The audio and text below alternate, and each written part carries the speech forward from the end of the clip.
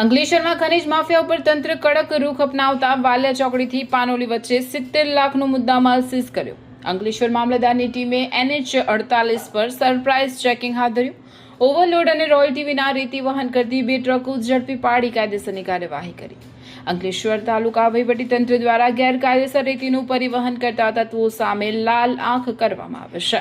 અંકલેશ્વર મામલતદાર રાજન વસાવા અને તેમની ટીમે વાલિયા ચોકડીથી પાનોલી વચ્ચેના રાષ્ટ્રીય ધોરીમાર્ગ નંબર 48 પર ઓચિંતું ચેકિંગ હાથ ધર્યું।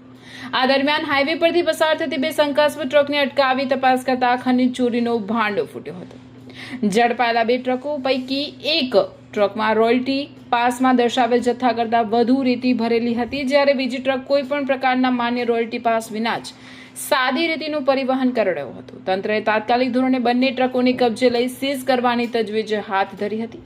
ખનીજ ચોરી અને ગેરકાયદે પરિવહન બદલ અંદાજે 70 લાખનો મુદ્દામાલ જપ્ત કરી કાયદેસરની કાર્યવાહી શરૂ કરાઈ છે। આ મામલે ટેલિફોનિક વાતચીતમાં અંકલેશ્વર મામલતદાર રાજન વસાવાએ જણાવ્યું હતું કે તંત્ર દ્વારા હાઈવે પર 15થી વધુ વાહનોનું સઘન ચેકિંગ કરવામાં આવ્યું હતું, જેમાંથી 2 વાહનોમાં ગેરરીતિ માલુમ પડતા તેમને સીઝ કરાયો હતો। ખનીજ ચોરી કરનારાઓ સામે આગામી સમયમાં પણ તંત્ર દ્વારા આ પ્રકારનું ડ્રાઈવ અને કડક ચેકિંગ સતત ચાલુ જ રાખવામાં આવશે।